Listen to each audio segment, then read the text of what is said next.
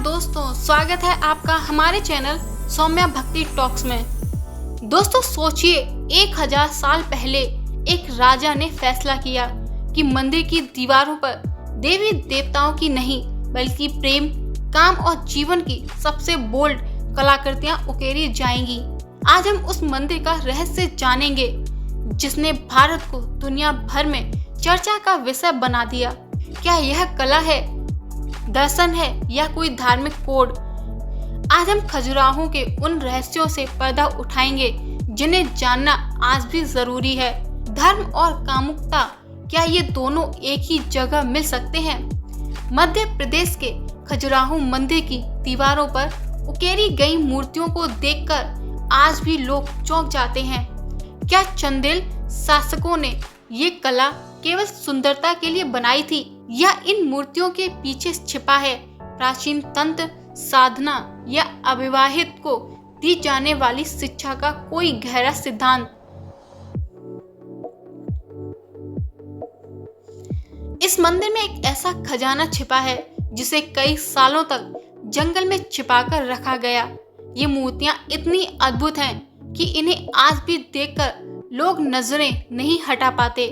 कौन थे वो कारीगर जिन्होंने खजुराहो की दीवारों पर जीवंत कर दिया, और क्यों इन मूर्तियों को बनाने के तुरंत बाद राजाओं ने ये जगह छोड़ दी? आइए जानते हैं खजुराहो के इस रहस्य के बारे में। तो इस वीडियो में हमारे साथ अंत तक बने रहें। हम बात कर रहे हैं मध्य प्रदेश के छोटे से कस्बे में स्थित यूनेस्को विश्व धरोहर स्थल खजुराहो मंदिर समूह की। इन मंदिरों का निर्माण 1950 ईस्वी से 1050 ईस्वी के बीच चंदेल शासकों ने करवाया था। एक समय यहाँ 85 से ज्यादा मंदिर थे, जिनमें से आज केवल 25 ही बचे हैं। लेकिन खजुराहो को जो चीज दुनिया से अलग करती है वो है इनकी दीवारों पर बनी अद्भुत और कभी कभी हैरान कर देने वाली मूर्तियाँ। इस वीडियो में हम जानेंगे कि भारतीय संस्कृति में जहाँ धर्म को इतना महत्व दिया जाता है, वहाँ राजाओं ने मंदिर को इस तरह की कला से क्यों सजाया। क्या ये केवल कला है या इन मूर्तियों के पीछे छिपा है प्राचीन भारतीय जीवन शैली, तंत्र साधना या धर्म शिक्षा का कोई गहरा सिद्धांत? आइए चलते हैं खजुराहो के इतिहास और कला की एक अविस्मरणीय यात्रा पर। खजुराहो मंदिर का समूह। दोस्तों, खजुराहो मंदिर समूह निर्माण केवल पत्थरों को जोड़कर नहीं किया गया, बल्कि ये चंदेल शासकों के कला और वास्तुकला के प्रति अद्भुत समर्पण का प्रतीक है। खजुराहो के मंदिर नागर शैली की उत्तर भारतीय मंदिर वास्तुकला का बेहतरीन उदाहरण है। ये ऊंचे जगती यानी प्लेटफॉर्म पर बनाए गए हैं। मंदिरों के निर्माण में मुख्य रूप से स्थानीय बलुआ पत्थर का उपयोग किया गया है, जिसका रंग हल्का पीला और गुलाबी है। इन मंदिरों को बनाने में कारीगरों ने पत्थरों को जोड़ने के लिए गारे यानी सीमेंट का इस्तेमाल बहुत कम किया है। इसके बजाय उन्होंने पत्थरों को सटीकता से आपस में फंसाकर एक दूसरे से जोड़ा गया है, जो उस समय की इंजीनियरिंग की कुशलता का अद्भुत प्रमाण है। मंदिर की दीवारों और शिखरों पर नक्काशी का काम पत्थरों को जोड़कर दीवार बनाने के बाद किया गया था। ऐसा माना जाता है कि इन मंदिरों को बनाने में हजारों कुशल कारीगरों ने भाग लिया था, जिन्होंने मूर्तियों को 3 से 4 परतों में इतनी बारीकी से उकेरा कि पत्थर जीवंत हो उठे। इस प्रकार खजुराहो केवल पत्थरों का ढेर नहीं, बल्कि एक ऐसा कलात्मक और इंजीनियरिंग का चमत्कार है जो उस समय के भारतीय समाज की निपुणता को दर्शाता है। खजुराहो मंदिर का निर्माण 1950 ईस्वी से 1050 ईस्वी के बीच चंदेल राजवंश के शासकों ने करवाया था। मुख्य रूप से राजा यश वर्मन, जिन्होंने लक्ष्मण मंदिर बनवाया, और राजा गंगदेव, जिन्होंने विश्वनाथ मंदिर बनवाया, के शासन काल में इन भव्य मंदिरों का निर्माण हुआ। खजुराहो के निर्माण के पीछे कई धार्मिक, सांस्कृतिक और दार्शनिक कारण थे, जिनमें से कुछ अभी भी बहस का हिस्सा हैं। दोस्तों, चंदेल शासक धार्मिक रूप से सहिष्णु थे उन्होंने ये मंदिर अपने इष्ट देवताओं यानी मुख्य रूप से भगवान शिव, भगवान विष्णु और जैन तीर्थकारों को समर्पित करने के लिए बनवाए। ये उनकी गहरी आस्था का प्रतीक था। दोस्तों, हमारे भारतीय जीवन दर्शन में 4 लक्ष्य बताए गए हैं: धर्म, अर्थ, काम और मोक्ष। खजुराहो की मूर्तियां इस बात का प्रतीक हैं कि काम यानी यौन इच्छा भी जीवन का एक आवश्यक और प्राकृतिक हिस्सा है और मोक्ष प्राप्त करने से पहले जीवन के सभी पहलुओं को स्वीकार करना जरूरी है। मंदिर की दीवारों पर काम का चित्रण इसी दार्शनिक दृष्टिकोण को दर्शाता है। ज्ञान और शिक्षा का केंद्र। कुछ इतिहासकारों का मानना है कि ये मंदिर तंत्र साधना से जुड़े हैं। इन मूर्तियों को अविवाहित छात्रों को जीवन के सभी पहलुओं यानी विशेषकर यौन और प्रजनन स्वास्थ्य की शिक्षा देने के लिए एक दृश्य माध्यम के रूप में इस्तेमाल किया जाता है। इतने विशाल और जटिल कलात्मक मंदिरों का निर्माण चंदेल राजवंश की अखंड शक्ति, धन और सांस्कृतिक परिष्कार को प्रदर्शित करने का एक तरीका था। खजुराहो मंदिर समूह की मान्यताएं और इसका दार्शनिक महत्व इसकी अनूठी वास्तुकला के कारण बहुत गहरे हैं। भारतीय जीवन के 4 लक्ष्य धर्म, अर्थ, काम और मोक्ष।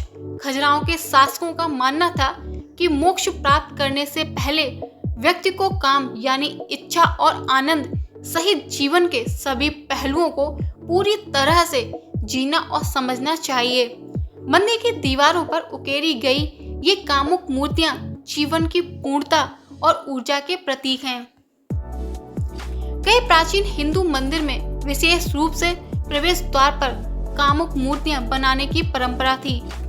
ये माना जाता था कि ये मूर्तियां अपशकुन और बुरी शक्तियों को मंदिर के पवित्र आंतरिक भाग यानी गर्भगृह से दूर रखती हैं। ये बाहरी दुनिया के भोग विलास को दर्शाती हैं, जबकि मंदिर का अंदरूनी हिस्सा शुद्ध आध्यात्मिकता को दर्शाता है। कुछ विद्वानों का मानना है कि खजुराहो उस समय प्रचलित तंत्र और ब्रजयान बौद्ध धर्म की कुछ शाखाओं से जुड़ा हुआ था। तंत्र में यौन क्रिया को आध्यात्मिक ऊर्जा को बढ़ाने और मोक्ष प्राप्त करने के लिए एक माध्यम के रूप में देखा जाता है।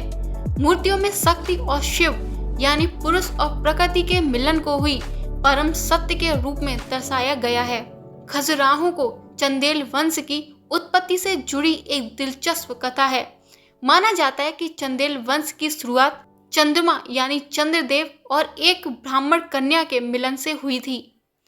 ये कथा शासकों को दिव्य मूल प्रदान करती है और ये संभवतः मंदिर कला में प्रेम और काम को प्राथमिकता देने का एक कारण भी रही होगी। दोस्तों, अब आइए जानते हैं खजुराहो मंदिर समूह से जुड़े कुछ सीक्रेट्स के बारे में। खजुराहो दुनिया में अपनी कामुक मूर्तियों के लिए प्रसिद्ध है, लेकिन ये मूर्तियां वास्तव में मंदिर की कुल मूर्तियों का एक बहुत छोटा हिस्सा है। विशेषज्ञ बताते हैं कि केवल लगभग 10% से 12% मूर्तियां ही कामुक प्रकृति की हैं। विशेष मूर्तियां देवताओं, अप्सराओं, संगीतकारों, सैनिकों और सामान्य जीवन की गतिविधियों को दर्शाती हैं, जिनसे पता चलता है कि यहाँ कला और धर्म का एक व्यापक दृष्टिकोण था। मूल रूप से 12वीं शताब्दी तक खजुराहो परिसर में 85 मंदिर मौजूद थे, लेकिन अब केवल लगभग 25 मंदिर ही बचे हैं। बाकी लगभग 60 मंदिर कहाँ गए? इतिहासकारों का मानना है कि ये मंदिर प्रकृति, जलवायु और आक्रामकों के कारण नष्ट हो गए या घने जंगल में समा गए, जिससे ये स्थान सदियों तक लगभग भूला हुआ रहा। दोस्तों, खजुराहो क्षेत्र में इन मंदिरों के निर्माण में इस्तेमाल किए गए बड़े बलुआ पत्थरों की कोई स्थानीय खदान नहीं है। अनुमान है कि इन विशाल पत्थरों को मंदिर स्थल से लगभग 30 से 40 किलोमीटर दूर के क्षेत्रों से लाया गया था। 1000 साल पहले इतनी बड़ी मात्रा में इतने बड़े पत्थरों को परिवहन करना उस समय की इंजीनियर और रसद कौशल का एक बहुत बड़ा रहस्य है।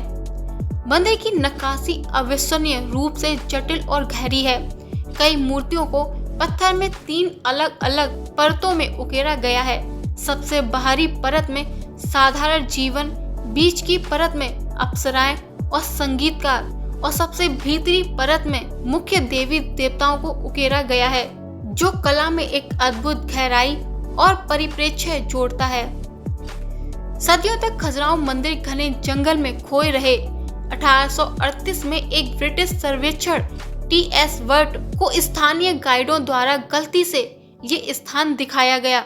उन्होंने इसे देखकर पश्चिमी दुनिया को इसकी भव्यता से परिचित कराया। उनकी खोज से पहले ये महान कलाकृतियां दुनिया की नजरों से लगभग ओझल थीं। तो दोस्तों, खजुराहो मंदिर हमें ये सिखाता है कि भारतीय संस्कृति में जीवन के हर पहलू को सम्मान दिया गया है। ये मंदिर केवल पत्थरों की नक्काशी नहीं, बल्कि जीवन के 4 लक्ष्यों धर्म, अर्थ, काम और मोक्ष को स्वीकार करने का एक गहरा दार्शनिक संदेश है। चंदेल शासकों की ये अद्भुत कलाकृति हमें बताती है कि आध्यात्मिकता और आनंद एक दूसरे के विपरीत नहीं, बल्कि एक ही पूर्ण जीवन के आवश्यक अंग हैं। ये आज भी एक अजूबा है कि 1000 साल पहले बिना आधुनिक तकनीक के कारीगरों ने इतनी सटीकता और साहस के साथ इन कलाकृतियों को कैसे बनाया होगा। दोस्तों, अगर खजुराहो के इस भव्य इतिहास और उनके अनसुलझे रहस्य आपको पसंद आए हों तो इस वीडियो को लाइक करें और हमें कमेंट्स में बताएं कि आपको कौन सी मूर्ति सबसे ज्यादा हैरान करती है। अगर आप हमारे चैनल पर नए हैं तो हमारे चैनल को सब्सक्राइब करें। मिलते हैं एक और ऐसे ही आध्यात्मिक वीडियो के साथ। तब तक के लिए नमस्कार।